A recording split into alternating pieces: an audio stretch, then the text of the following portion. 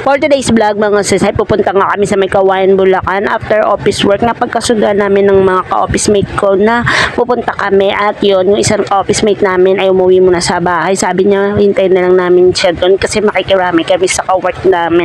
At ayun, nandito na kami sa Karuhatan, Valenzuela at medyo matraffic. Mga nasa 30 minutes din yung biyahe namin from Caloocan to may Kawayan. Ayan, nakarating na nga kami tapos hindi ko nga binidyohan yung, syempre, yung picture ng parents nila, syempre privacy nila, kaya nandito na kami sa St. Peter, may Kawayan, Bulacan. At ayan, apat kami, yung kumari ko, tapos yung ka-work namin nung asawa ko, tapos yun, inabot kami ng 1 hour din doon, tapos hinintay nga namin yung office mate namin. Diyos ko Lord, naka 1 hour na kami doon at hindi pa dumating pala, nagpakain pa ng isda niya, tapos kung ano-ano pag ginawa sa bahay.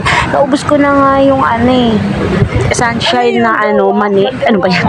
Tapos after nun, umuwi na kami, nagpagpag nga kami dito sa Goodies, Karuhatan, Valenzuela. Tapos yan, tumingin na kami sa menu. At ayan, syempre nag-aya yung kumari ko na mapera. Syempre wala naman kami pang budget ng pangkain. Kaya syempre nagtatanggi ba tayo sa grasya. Syempre okay na kami. At sabi namin, ikaw na bahala kung ano-ano. Ayan nga yung mga pagkain na in-order niya. Tapos yan, may sisig, may pansit, may malaking ano ba yan, yung siomay, pansit canton, tapos masabaw na parang bulalo. Ayun, super busog talaga. Tapos nag-take out pa kami ng asawa ko yung mga tira-tira. Siyempre inuwi na pa namin sa bahay. Diba makapal kasi mukha namin. Tapos ayan, umuwi na kami pa monumento. Naghiwalay na kami ng mga office mate ko. Kasi nag-chat na yung anak ko. Sabi, ma, nasa na naman kayo? Anong oras kayo uuwi? O diba, kami na yung hinahanap ng mga anak namin.